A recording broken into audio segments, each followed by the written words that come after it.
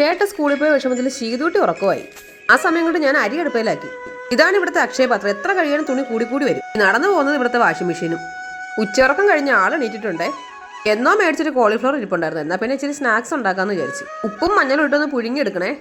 അത്യാഗ്രഹം കാണിച്ച കൈപൊള്ളും. ഇവിടെ പിന്നെ എന്തിനും വെളുത്തുള്ളി നിർബന്ധമാണല്ലോ. പൊളിക്കുന്ന ആളൊന്നും എത്തിയിട്ടില്ല സ്കൂളിൽ നിന്ന്. അതിനിടയ്ക്ക് ഒരു മഴ. അപ്പം പിന്നെ പോയി ഇച്ചിരി തുണി പറക്കിയിട്ട് വരാമെന്ന് വിചാരിച്ചു. വെയിൽ കൊണ്ട് നന്നായിട്ട് ഉണങ്ങി കിടക്കുവാണല്ലോ. വന്ന മഴ പെയ്യാതെ പോയതിൻ്റെ ദേഷ്യം വെളുത്തുള്ളിയുടെ അങ്ങ് തീർത്തു. വലിയ പീസായിട്ട് മുറിക്കുന്നത് കണ്ടിട്ട് പശുവിന് കൊടുക്കാനാണെന്ന് വിചാരിക്കരുത്. ഇവിടത്തേക്ക് തന്നെയാണ്. മുളകുപൊടിയും മഞ്ഞപ്പൊടിയും വെളുത്തുള്ളിയും കായവും മുട്ടയും മൈദയും കലക്കി മാവിൽ മുക്കിയ കോളിഫ്ലവർ ബ്രെഡ് ക്രാംസിലും കൂടെ വെച്ചിട്ട് വറുത്തെടുക്കണേ. കോളിഫ്ലവർ വളരെയധികം സൂക്ഷിച്ച് കൈകാര്യം ചെയ്യേണ്ട ഒരു കാര്യമാണ് കേട്ടോ. പുഴു മുതൽ പഴുതാര വരെ ഉണ്ടാവുമേ. വറുത്ത് കോരുന്ന സാധനത്തിന് എന്താണ് പേരെന്നൊന്നും എനിക്കറിയില്ലേ. കഴിച്ചു നോക്കി, അത്യാവശ്യം കൊള്ളാം. ഇച്ചിരി ഉപ്പും മധുരമൊക്കെ ഉണ്ട്. ഇവിടെ പിന്നെ എന്ത് കഴിച്ചാലും ഇത് തന്നെ അവസ്ഥ. കട്ടൻ ചായയും പേരില്ലാത്ത സ്നാക്സും പിന്നെ ഞങ്ങളും.